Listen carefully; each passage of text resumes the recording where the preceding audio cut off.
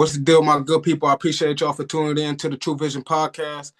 My name is Marcus Williams, a.k.a. True with the Juice, and today I got another banger for y'all. But before I get into this interview, let's get into the word of the day. The word of the day is incipient, meaning something that just is getting started or developing. So without further ado, let's get into this interview. Who I got with me? My name is Egypt. Some might know me as Dollar. Some might know me as Bubba. But I'm Egypt from South Central LA, the East Side. Appreciate you for having me. Yup, man. This my boy, man. Like, we go way back. Facts. This is special to me because, like I said, we come from the same background. So this is gonna be a good one. So tell them where you from, Egypt. I'm from South Central LA. I mean, I grew up right there off of 93rd and Wadsworth. I mean, I have family throughout the whole East Side, West Side. Just a natural born LA guy. Yep. So all my family still stay out there. Close friends, people I still talk to this day, still stay out there. And I'm LA. Man, you from kind of the same background. Yeah. Green Meadow District. How is it up in the Green Meadows District? Man, I mean, it's like the movies. It's like everything that they talk about. Like when you see the movies like Boys in the Hood and South Central and stuff like that. That's how it was when I was coming up. A lot of kids outside, activities going on. Whether we playing tag, football in the street, basketball. And, it was active. When I was growing up as a kid, the whole community was outside. I mean, you got this violence and stuff like that happens in the community. But for the most part, it was regular to me, just having family on the East Side and, going to all the schools and stuff. It was regular, Definitely. Did you play any sports growing up? Yeah, I played basketball. Yeah, I played basketball probably all my life. I played AAU travel ball. I played rec ball, just played down the street with the homies. Basketball was definitely like something that I was just wanted to do, when I was growing up. I thought I was gonna be a basketball player. No, definitely. So just explain to me, like, how do you kind of navigate or how is it, like you said, you're trying to play basketball. So how is it, trying not to get distracted with what's in your community? Yeah, I had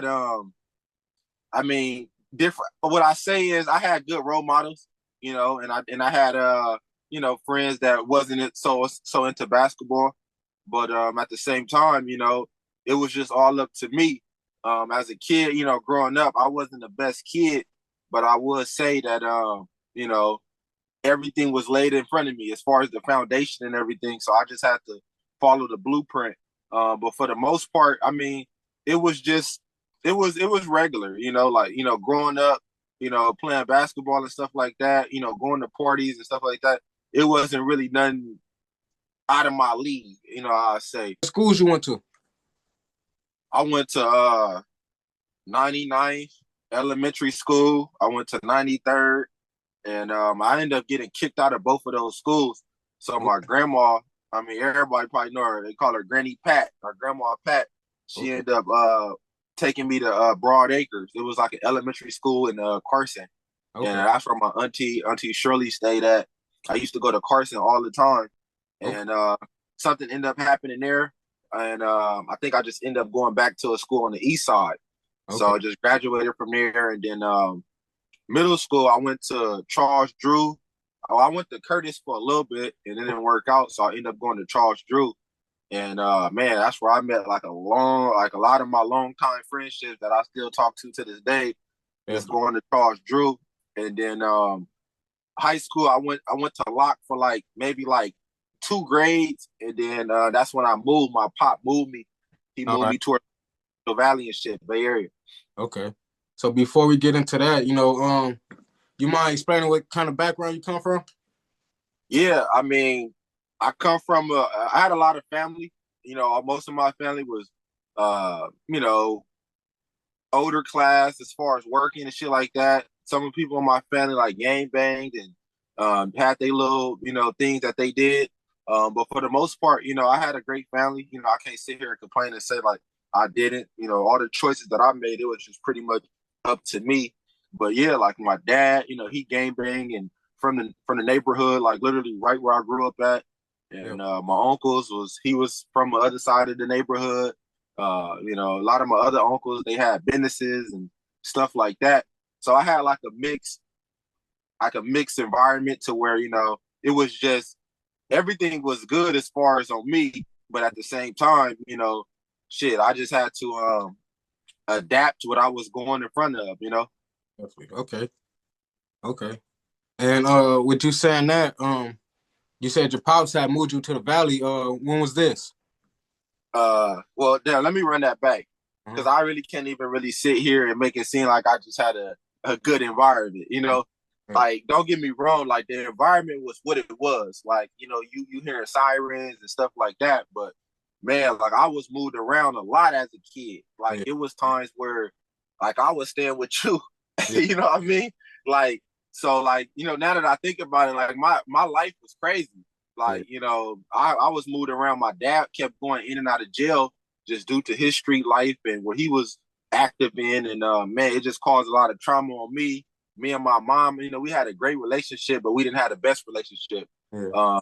to a certain degree. So it just caused a little confusion and stuff like that. But I was moved around as a kid, just going from house to house. Man, I remember I used to be at my friend's house majority of the time before I could be at my family house. So definitely, I say that's definitely something that kind of just stuck on me for a long time, just knowing like where I came from and man, like just hearing the sirens, hearing the gunshots, and just walking down the street, people asking you where you from, or be from over here, trying to recruit me and stuff like that. So like my life was, man, I used to have to go to school to fight every day, just fight because people thought I was from over here or they wanted me to be from their hood. So and the people I hung with. So like, man, growing up, it was crazy though, for sure.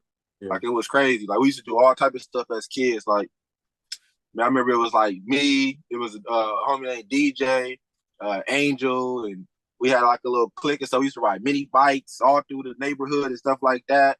Should Yeah. be throwing eggs at people's houses. We used to do they do it all as a kid. That's Yeah. what I said. As a kid, we was more outside than this generation. Like we was for sure outside. Definitely. So yeah, you elaborated on like just the distractions and the sirens, the gunshots, and the game banging in the community. So just elaborate on how that affect you growing up, and you know just how that stick with you as a man today. Yeah, for sure. I mean, all it was just everybody around me was gang banging. Mm-hmm. Like that. That's what it was growing up in South Central LA. Everything was poverty. From smokers walking up and down the street. And the houses is looking a certain way and trash all in front of the houses in the community. So like that was just a perception of everything is just so negative, or you can't wear this color, or you can't walk down that street. So that, man, that took a lot, because like I didn't know who I was coming up, so it took me a minute to find my identity, Yeah. and when you going through the motion of stuff like that, you don't know really what to do. You could just go off your environment, so you start coming accustomed to doing what's happening in your environment. Yeah. So for a while, it took a hold of me. I was a participant of what I'm living in. Yeah. So that's definitely something I say that I just came affected by it because that's all I seen. So I thought that was the cool thing to do. Definitely. I think you made a good point. So let's get back to the point of you said your father had moved you out, from the area. So how was that? Yeah. Where did you guys go? It really hurt me, like, because like I'm moving away from like everything I know.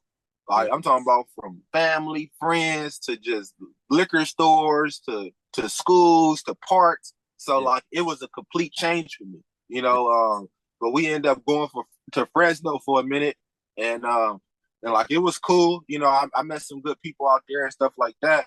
But for the most part, I was still caught up in LA.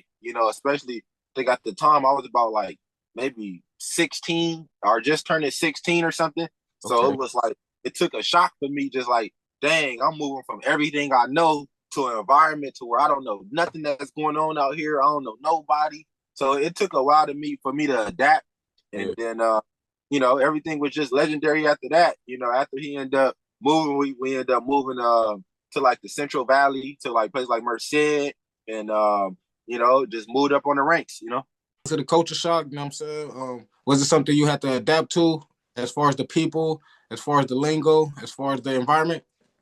Yeah, for sure. I mean, like, I feel like LA is one of a kind. Like, our swagger, just the way we talk, walk, whatever, we just got a different swagger about us. Yeah. And it was definitely different. Like, everybody, like, when I was going to certain environments, they just knew I wasn't from out there. Yeah. Just because the way, I talk, the way we wear our hat, whatever. Yeah. But it was definitely like a culture change. Like, the way we do things in LA is definitely different from anywhere else. But just adapt it. I'm one of the type of dudes, you could put me in any environment and I'm gonna adapt. But it was different. It took me a while to adjust.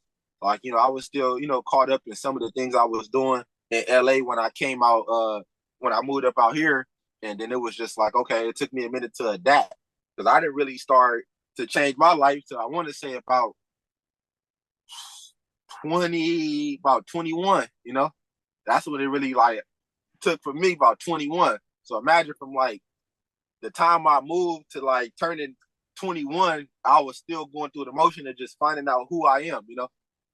That kind of lead me into my next question. When you first moved out there, at 16 years old, was your mindset to change, or were you always still, participating in the BS?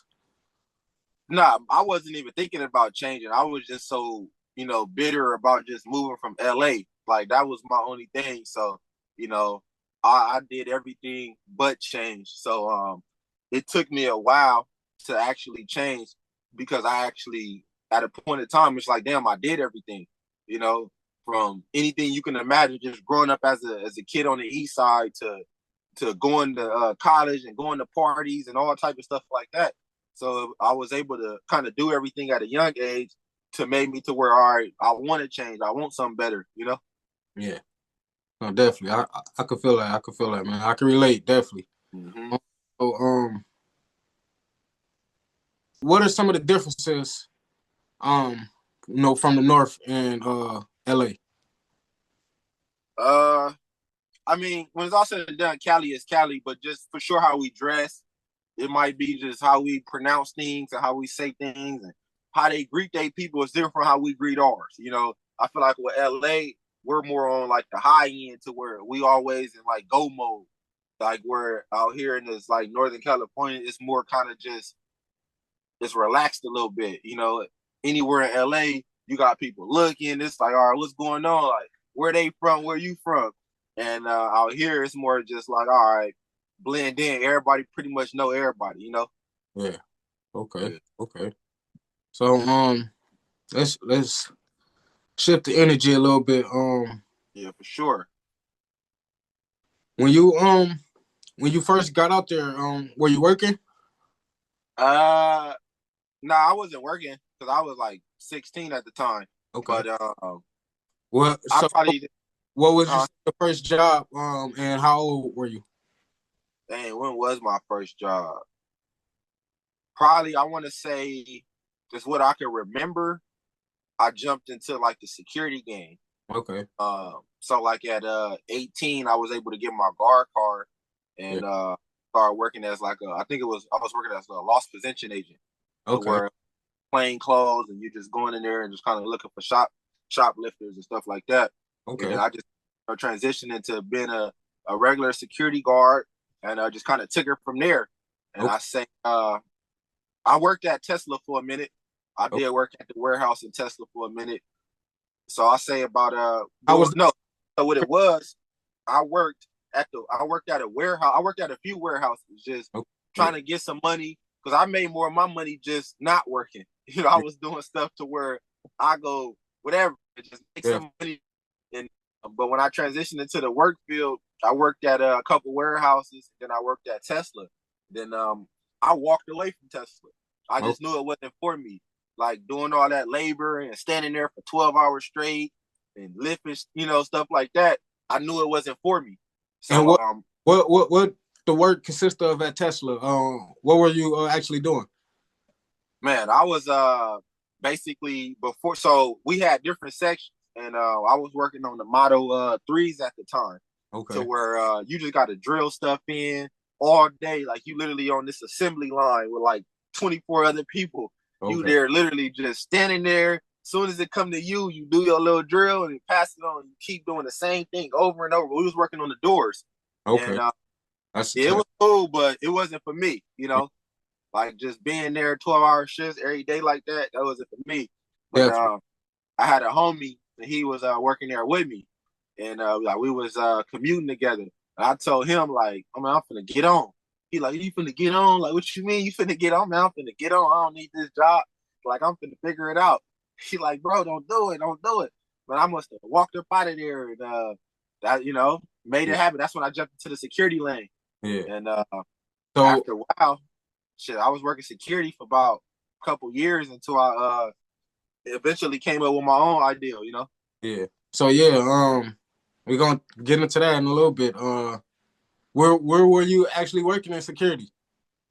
I was working at different little sites like Home Depot, Okay. like basically little regular monitoring the parking lot. I ended up working at these different little like hotel buildings to where you in the front desk, just doing a little regular security stuff, and just getting my experience. I say that, yeah. Definitely. And then you kind of transition your mindset into entrepreneurship. Yeah. What made you do that? Man, I knew I didn't want to work for like nobody no more as far as just a company. Like I knew that wasn't gonna make me to where I wanted to be at. So I had to take that risk. It was more of a just okay, I know I can make more money paying myself because I never felt like I got my worth working at a company, Yeah. because they could never pay me my worth. I mean, Like I'm there dominating, promotions is cool, but it wasn't something that I knew I can grow at. yeah. And I had a little chili save, and I was able to just kind of think outside the box. I'm like, okay, I want to do something different. I want to be able to create a strong wealth of income. And Yeah. what I did was just like, okay, end up getting an LLC, and just end up like thinking like, okay, well, the first thing I did, I got an LLC. I'm like, all right, what should I do? Like, what could I do? And I didn't know for a while until I'm just thinking like, man, it's right here in front of me. I've been Yeah. working security the whole time, Yeah. and let me do this because this is something I'm already good at, and everything else was history. Yeah. Okay. Okay. So you got into the security business. You know what I'm saying? You got into the security business, which is crazy to me. You know what I'm saying? Yeah, We sure. talk about this. It's something that I was interested in myself, and I'm still interested in. So Mm-hmm. definitely, we always talk about this. But you know, tell me how that went. You said it was right in front of your face, but how did that actually go? How did you start getting into the security business and grow interest of starting your own company? Yeah. So I mean, it took really understanding the game. Like you have to not only study what you're doing, but you have to you got to look at other companies. So for a while, I was just getting mentorship from different companies and people that I built relationships with to understand the proper resources I have to take, the proper paperwork I need, just things that I need to do to make this company. And I mean, there's so many different routes that you can take. And for me, I wanted to be open, and I wanted to make sure that, I provide a service to where people can be able to call me again or recommend me to someone else. So yeah, I was real detailed about it, like definitely real detailed about it from the littlest things. And you had your trial and error. You have mistakes on the way, but I knew every mistake was just gonna lead me to something bigger. And Yeah. man, it took honestly just networking with people from within side. So I definitely say relationships is key. From people that I met throughout the security company, just gave me different gems and different knowledge to be able to approach my situation. And once I found a solid source, I kind of just took it from there. And I was able to not only just provide security to just people, but to companies, giving them contracts and stuff like that. So I really kind of took advantage of just the opportunity. Were you still working at the time, or you said you was getting a little mentorship, you was picking people brain, Yeah. but were you still working? Was it something that just came out the blue? And honestly, it just started just due to the fact I just knew I wasn't getting paid enough. Yeah. I'm probably working 60 plus hours, maybe 80 hours a week, with a company. And I'm like, all right, this check ain't what I want, This ain't matching up to the hours I work. So just as a entrepreneur mindset, I had to think like, okay, if they only paying me this, imagine what they getting, you Yeah. know? So I have to dig deep into that, Like if I'm getting this, what are they getting, Yeah. So man, that I think that right there will fuel me, like, and then just knowing where I came from on the east side, just knowing just growing up as a kid, this wasn't everything for me. That was the fuel. So it just was that, just thinking outside the box, using this research and stuff like that, and just putting my mind to things, just like, okay, reaching out. I used to literally go on Google and type in apartment buildings nearby and call every single apartment building and just offer services.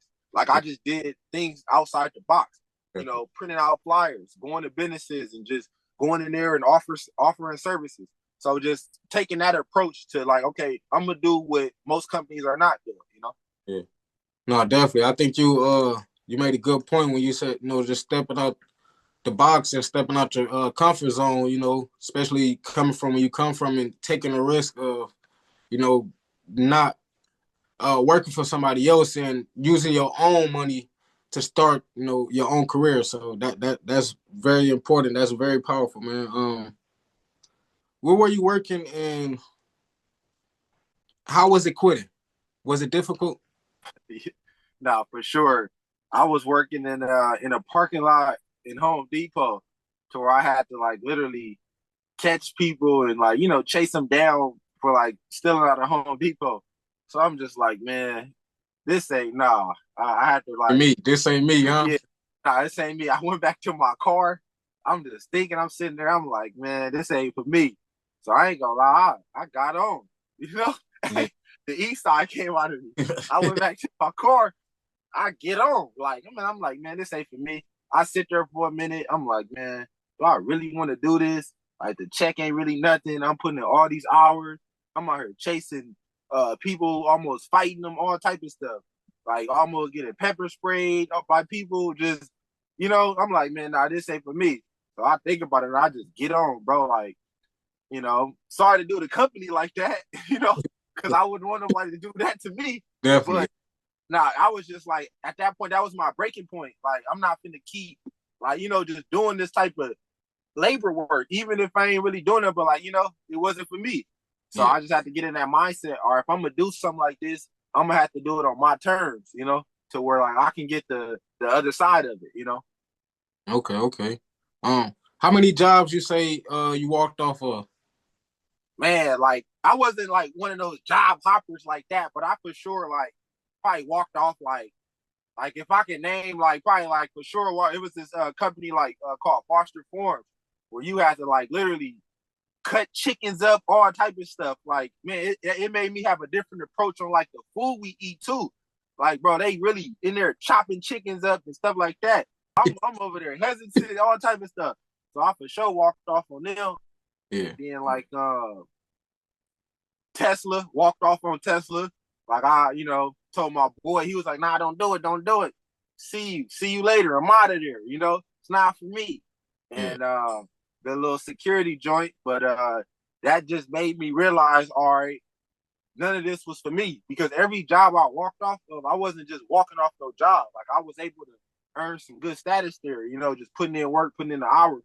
So like definitely, all that was just building me up to just what I'm doing now. And for the people who probably want to start their own security company, what's the first process? What's the first steps they should be taking? Well, definitely, you want to have some hours. You got to get at least 2,000, I think like 2,000 hours plus or something like that. At the time when I was working as a security guard, to be able to get to that level, you had to have like 2,000 hours plus. And you got to get a PPO. If you don't know what that is, you can always go like on the BSIS and just type it in. Just how to, or you can type it in on Google, how to become a security business owner. And they give you all the steps, but definitely hours. So you have to be able to be a security guard first, work it for I say about 2 to 3 years, or maybe 2 years, just at a pace to where you're working like maybe 60 hours every other week. And other than that, have experience, know what you're doing, actually want to do it. And you have to find a solid way where you can get contracts. There's 2 ways you can come in a security game. You can come in as a consultant, to where you just been an advisor and you getting contracts for other companies and you getting a percentage from them. Or you can come in as a full equity owner and start your own company and get your own contracts and just keep it like that. So it just depends on what are you trying to get out of this. Most people, they're just quick to get money. I was able to take it over by just multiple ways, just thinking outside the box, from just getting contracts, and then these other big companies and companies from all over the world, or just companies in general, giving them contracts, getting contracts myself, like events and stuff like that from just people I know, and building a client base. That's why I say that the main thing is relationships. Relationships is key. Obviously, you got to get the paperwork and stuff like that, so that way you can be licensed. But relationships is key, man. And just building a good relationship with different clients and the people that you come in contact with is good. So that way they can be able to recommend you to someone else and stuff like that. Did you have any experience in leadership as far Yeah, for sure. as, what I'm saying? As far like what my previous company I was working at, I was able to become a supervisor, a field manager, and I was leading the operations. So I was able to come accustomed to doing payrolls, site visits, working with clients, and I think that gave me a lot of experience as well, to just be able to make sure that okay, you know what to say, you know how to say it, and you conduct yourself with professionalism, and to be able to know how to de-escalate situations, and you want to be able to solve problems. That's my whole thing. When you coming into a situation, whether if it's homeless activity, crime rate, we're coming in to solve problems. But that was my mindset, especially in this game where it could be expensive to, operate just any company. You want to be efficient with pricing. So, I was able to think outside the box too, and come with a price that, it just couldn't be turned down, and man, millions of dollars, like literally from just running a business, you can make millions of dollars. And I was one of those who was able to be blessed to do that. the business aspect of everything, besides just working a contract, how is it, doing payroll, scheduling, hiring, how's that process for you? Man, I mean, everything, like it ain't as easy as you think. This is it's like playing a sport. When you see the basketball players and the football players go through the preparation that they go to be able to be ready for their game, it's the same thing as business owners. You got to prepare yourself. It's sleepless nights. It's nights if nobody can't do it, you got to get out your bed and go cover it. So man, I say it took a lot of separation, and it made me a man, and it made me realize, okay, what's important. I missed a lot of parties. I missed family time. I missed, just being, I guess, a part of what's normal for my generation, of just being out at night, being outside. I was locked in. My outside version was being at a site, or just being somewhere where I'm getting money, the legal way. So definitely, it takes a lot of commitment, bro. Just being able, people are different. You're managing people that's probably older than you, or even younger than you. So just, and during that time too, we was just coming off the pandemic. So, a lot of people was already kind of like, all right, I'm not working anyway. So luckily, like I said, with a lot of relationships and just family, I was able to get, some people that was out that I knew from just growing up, in my past, coming out here to, just help me out on this process. and just kind of just building it from like that. But then again, like that can hurt you too. You got to be careful who you invite into your business. Your business is like your home. So I was able to experience every angle from it, from family members turning on you, to people riding with you, when it's good, and to people not riding with you when it's bad. And it made me definitely a wise businessman. And I appreciate it. Everything that you go through is for a reason. I definitely say that. And you just got to be willing to go through it. How is it? You know what I'm saying? Is that transition hard? You know what I'm saying? To understand, all right, I can't go to no parties this weekend. You know what I'm saying? I gotta stay in and do this business, or I gotta work a contract. You know what I'm saying? Is that transition hard for you? Was that I mean, transition? it was hard because I'm looking, I'm like, man, I want to be outside. I want to do this. But, at the same time, I had a goal, and my goal had to be completed. And I knew to be able to complete that, I was going to have to sit down. Like, man, for like 2 years in a row, I didn't do nothing. I sat down. Nothing but just all money in, just stacking. That made me understand the importance of you have to sit down. You either gonna do it now or you gonna wait till you get a little older. But either way it goes, it's gonna come a point in time in your life where you gotta dedicate like 2 years of just full domination. That's how I was able to, really grow, because I'm like, all right, I'm not doing nothing. I'm not drinking, I'm not smoking. I'm finna just full throttle, just lock in, if I'm not working, I need to be sleeping or eating, or showering and back to it. So I had a program. And yeah, that's what really I knew, okay, I was different. Yeah. Like when I knew that shit didn't excite me, of going to parties and, the normal, I'm like, okay, yeah, I'm headed in this direction. Like I'm about ownership, bro. I'm about, changing the sky's the limit. I believe you can do anything you put your mind to. You can't stop a determined man or woman from rising. So just being able to have that power from within and just believe that you can do it is everything. Like, nobody never told me I was going to be a millionaire or a multimillionaire and, had a nice cars, the cribs, and just what people want. And I believed in it, especially, coming up from the east side where I came up, bro, it was nothing but just hell for me. Like, man, I was in foster care before. I was moved from my auntie house to my grandma house, to my mom, to my dad. My pops was in and out of jail. I mean, me and my mom was just rocky. So, this what made me that monster to be able to take that out. I was supposed to take that out on the games and be a game banger, technically, statistically. But I took it out. I'm like, okay, I'm finna be a businessman.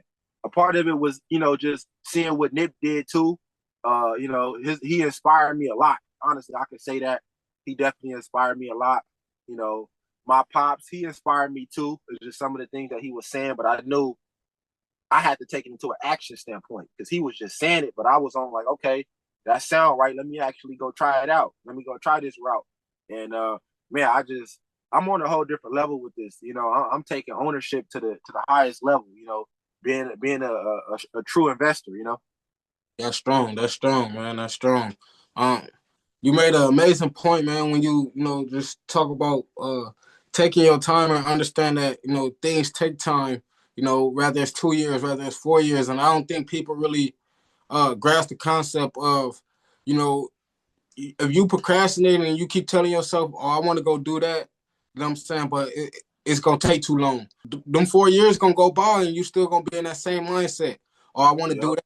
It's still gonna take too long. You know what I'm saying? Or you're gonna be thinking, "Damn, I should have did that." Yeah, and you would have been there already. You know what I'm saying? So I think that's strong, man, and that, a lot of people don't have that mindset where they, everything takes time. Everything takes time. It's just what are you building towards? So yeah, that's definitely important, man. Not for sure. How many contracts did you start with? Man, started off with probably one. Started off with one. Okay. Started off with one and just grew. I had a mindset of I wanted more contracts than employees or clients, like, so just having that mindset of, okay, from a ratio standpoint, I rather lose a vendor or an employee before I lose a contract. Yeah. So, from a normal business standpoint, businesses usually just hire employees before they even can get a contract solidified. And now you got a whole pot of employees over here with just few contracts. Yeah. So my whole standpoint was let me fill this pot of contracts up so that way I can have a demand of work, and people have to come to me because I have all the work, and that way you can have the upper hand now. You said starting off it was just you and your partner, but when Yeah. did you eventually come about, hiring employees, and how many start with? Man, I had at least over man, that's a good question because I ain't even had time to, because I'm still in the motion. Yeah. Like, like when you still in it, like when I have time to go back and reflect on that, bro, that's going cause man, like I'm still in it. I'm literally hiring employees tomorrow, Yeah. So it's just, I hire, I fire every week, hire and fire, that's just a part of the game. Yeah.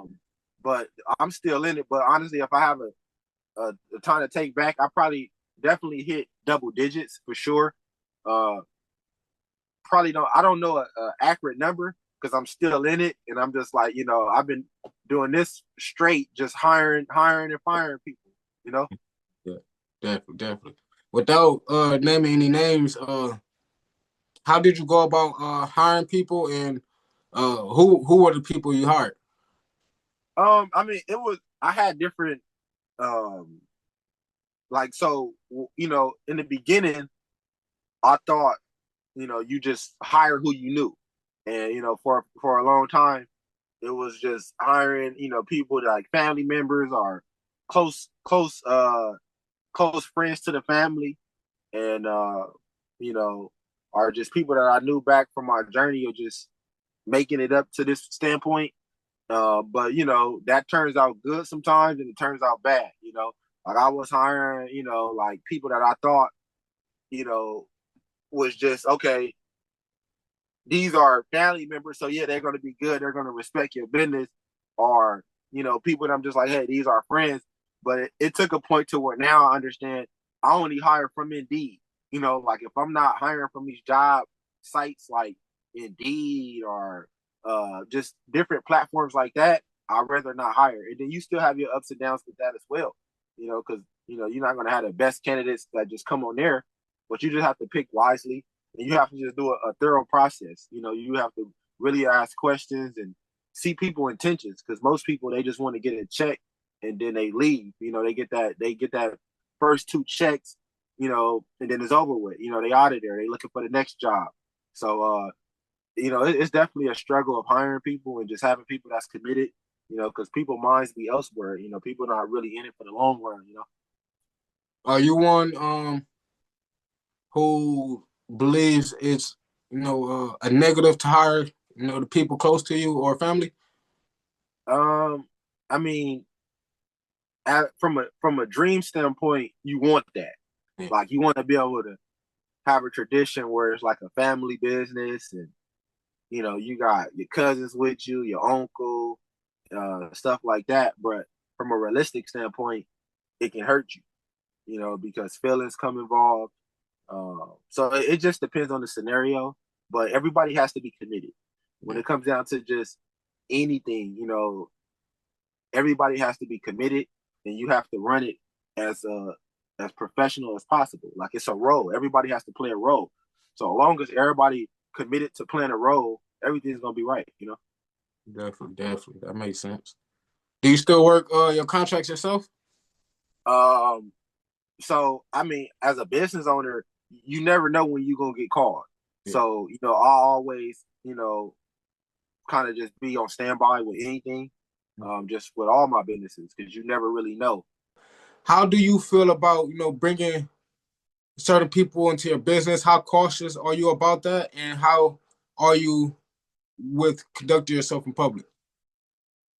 From like a business standpoint, like you want to be mindful of who you bring into your company. Your business is your image.